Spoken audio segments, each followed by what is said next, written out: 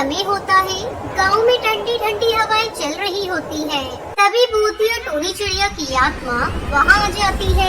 नहीं छोड़ूंगी, किसी को भी नहीं छोड़ूंगी। जो मेरे बच्चे को परेशान करेगा मैं उन सभी को मार दूंगी। ये कहकर वो मुखिया के घर चली जाती है और उसकी गर्दन दबाकर कहती है, मुखिया के बच्चे, तेरी हिम्मत कैसे हुई मेरे बच्चे को परेशान करने की? अगर तूने दोबारा मेरे बच्चे को परेशान करने का सोचा भी तो मैं तुझे नर्क के द्वार में पहुंचा दूंगी। अरे अरे भूतिया चिड़िया की आत्मा, मुझे छोड़ दे। अरे जाने दो मुझे माफ कर दे। मुझसे बहुत बड़ी गलती हो गई। आज के बाद मैं तेरे बच्चों की तरफ देखूंगा भी नहीं। और तो और जिस मकान में तेरे बच्चे रह रहे हैं मैं वो मकान भी तेरे बच्चों के ही ना। अरे वाह, ये भी सही है। इससे अच्छा सौदा मुझे और क्या मिलेगा? जल्दी जा, अभी के अभी अपनी तिजोरी से उस मकान के पेपर निकाल। फिर कड़कनाथ सेठ उसे घर के पेपर दे देता है, लेकिन भूतिया टोनी चिड़िया की आत्मा उसे मार देती है। अगले दिन उसका बेटा कालू घर पर आता है तो अपने बाप को मरा हुआ देखकर कहता है, पिताजी, ये आपको क्या हो गया? अरे भगवान, आखिर रात में पिताजी को ऐसा क्या हुआ जिसके चलते उनकी मृत्यु हो गई? दूसरी तरफ भूतिया टोनी चिड़िया की आत्मा के 7 बच्चे भूखे प्यासे अपनी माँ को याद करने लगते हैं। माँ, आप हमें छोड़कर कहाँ चली गई थी? हमें आपकी बहुत याद आ रही है। माँ, वापस आ जाओ। तभी उनके सामने उनकी भूतिया माँ उनके लिए खाना गर्म कपड़े लेकर आती है। अरे ये भूतिया चिड़िया की आत्मा हमारी माँ की तरह क्यों दिख रही है? हाँ बेटा, तुमने बिल्कुल सही कहा, मैं तुम्हारी माँ ही हूँ। ये देखो, मैं तुम्हारे लिए खाना लेकर आई हूँ और आज के बाद मुखिया तुम्हें इस घर से कभी नहीं निकालेगा। तुम्हें जो भी चाहिए होगा मैं तुम्हें ला कर दूंगी। ऐसा कहकर वो अपने 7 बच्चों को लोरी सुनाने लगती है। सो जा मेरे प्यारे बच्चों, मम्मी आई है। जल्दी सो जा बच्चों, खाना मजेदार लाई है।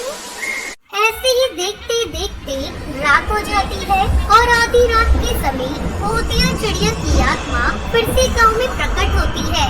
नहीं छोड़ूंगी, किसी को भी नहीं छोड़ूंगी। जिन्होंने भी मेरे बच्चे को परेशान किया है मैं उन सभी से बदला लूंगी। ऐसा कहते ही वो कालू, हरी तोता और टुकटुक के घर पहुंच जाती है और उन तीनों को बहुत परेशान करती है।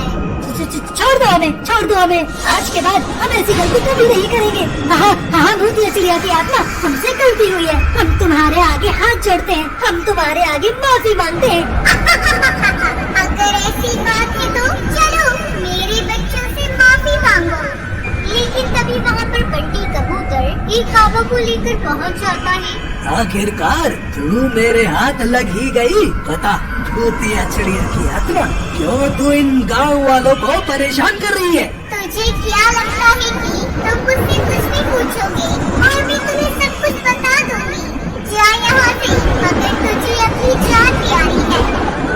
बाबा अपनी जादुई शक्ति से उसको एक जोरदार करंट का झटका मारता है। रुक जाओ, मैं तुम्हें सब कुछ बताती हूँ। कुछ समय पहले मैं अपने बच्चों के साथ झोपड़ी में रहा करती थी। मैं बहुत गरीब थी और पक्षियों के घर में काम करके मैं अपने बच्चों का पेट पाल रही थी। इस सर्दी के चलते मेरा काम छूट गया था और मेरे पास मेरे बच्चों को पालने के लिए कोई सहारा नहीं था।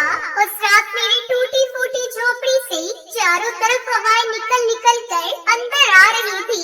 अचानक से मेरी गोलू की तबीयत खराब होने लगी। मैं पक्षियों से मदद मांगने के लिए बाहर आई। किसी तरह मैंने गाड़ी रोकने की कोशिश करी, लेकिन वो गाड़ी नहीं रुकी बल्कि मेरे ऊपर चढ़ गई। उस समय मुझे ये पता चला कि शायद मैं मर चुकी हूँ। मरने के बाद मेरी आत्मा को शांति नहीं मिली और मैं भूतिया चिड़िया की आत्मा बन गई। तब से मैं अपने बच्चों की रक्षा करने के लिए उनके साथ हूँ। देख भूतिया टूनी चिड़िया की आत्मा, तेरे साथ जो भी हुआ बहुत गलत हुआ, लेकिन ये जगह तेरे रहने के लिए नहीं है। इसलिए मेरी बात मान और यहाँ से चली जा। नहीं जाऊंगी, कहीं नहीं जाऊंगी। अपने बच्चों को छोड़कर मैं कहीं नहीं जाऊंगी। बाबा को न चाहते हुए भी उसको काबू में करने के लिए उसके ऊपर गंगा जल छिड़कना पड़ता है, जिसके बाद वो बहुत कमजोर पड़ जाती है और धीरे धीरे बाबा की कांच की बोतल में कैद हो जाती है। फिर बाबा उसे अपने साथ ले जाता है। तब से गांव में सभी पक्षी खुशी खुशी उसके बच्चों। सोनपुर गांव में टुनटुनी अपनी सौतेली बाप कड़कनाथ सेठ के साथ रहती थी। वो उससे सड़कों पर भीख मंगवाता था। अरे ये तो बहुत कम पैसे हैं, इसमें तो मेरा खर्चा भी नहीं निकलेगा। देखो, अगर कल से तुम ज्यादा पैसे नहीं लाई तो मैं तुम्हारी खाल खींच लूंगा। इस तरह कड़कनाथ से टुनटुनी चिड़िया पर बहुत अत्याचार करता था। एक दिन टुनटुनी भीख मांग रही होती है, तभी वो एक पेड़ के नीचे जाकर बैठ जाती है और रोते हुए कहती है,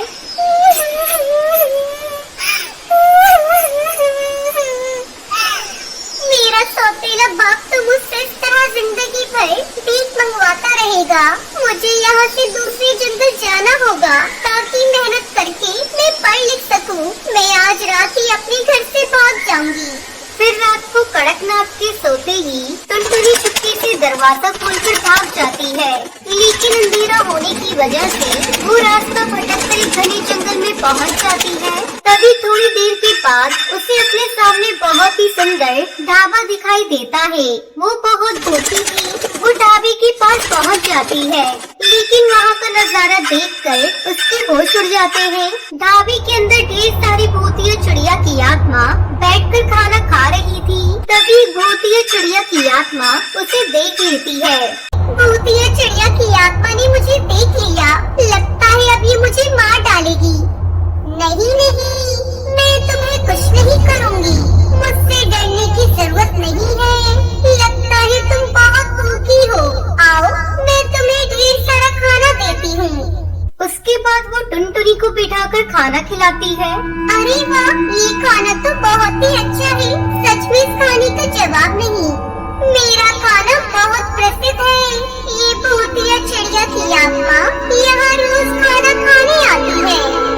फिर बातों ही बातों में टुनटुनी उसको अपने सौतेले बाप के अत्याचारों के बारे में सब बता देती है। चिंता मत करो, मैं तुम्हारी गरीबी दूर कर दूंगी। इतना कहकर वो टुनटुनी को सोने की इडली देती है। मैं इस तरह रोज तुम्हें 2 सोने की इडली दिया करूंगी। अब आज के बाद तुम्हें कभी पैसों की कमी नहीं होगी और तुम आराम से अपनी पढ़ाई कर सकती हो। इस तरह टुनटुनी बाजार में वो सोने की इडली बेचकर अपने अच्छे से स्कूल में एडमिशन करवा लेती है। लेकिन तभी कड़कनाथ सेठ उसे देख लेता है। अच्छा, तो मुझसे भागकर तुम यहाँ मजे कर रही हो? तुम्हारे पास इतने सुंदर कपड़े और गहने कहाँ से आए? सच सच बता, वरना मैं तेरी जान ले लूंगा। फिर वो कड़कनाथ को सारी सच्चाई बता देती है। ये लो पापा, ये सोने की इडली तुम अपने पास रख लो और मेरा पीछा छोड़ दो। अरे तूने मुझे बेवकूफ समझ रखा है? ये इडली नहीं, बल्कि उस भूतिया चिड़िया की आत्मा का पता बताओ, ताकि उसे मारकर सारी सोने की इडली एक साथ हासिल कर लूं। फिर रात में कड़कनाथ सेठ बड़ा सा चाकू लेकर ढाबे पर पहुंच जाता है। उस समय भूतिया टोनी चिड़िया की आत्मा गहरी नींद में सो रही थी। ये मौका देखकर वो उस पर हमला कर देता है, लेकिन तभी उसे जोरदार बिजली का झटका लगता है और वो उछलकर जमीन पर गिर जाता है। तभी भूतिया टोनी चिड़िया की आत्मा की नींद खुल जाती है और वो कड़कनाथ सेठ को पकड़कर उसकी खूब पिटाई करती है और उसके बाद वो उसके पैरों में जंजीर बांध देती है। अब तो यहाँ से कहीं नहीं जा पाएगा। आज से तू मेरे ढाबे का नौकर का काम करेगा। कड़कनाथ सेठ भूतिया टोनी चिड़िया की आत्मा के सामने बहुत गिड़गिड़ाता है, लेकिन वो उसे नहीं छोड़ते। फिर उस दिन से कड़कनाथ सेठ हमेशा के लिए उसका नौकर बनकर उसके ढाबे पर काम करने के लिए मजबूर हो जाता है। इस तरह कड़कनाथ सेठ को उसकी की सजा मिल जाती है।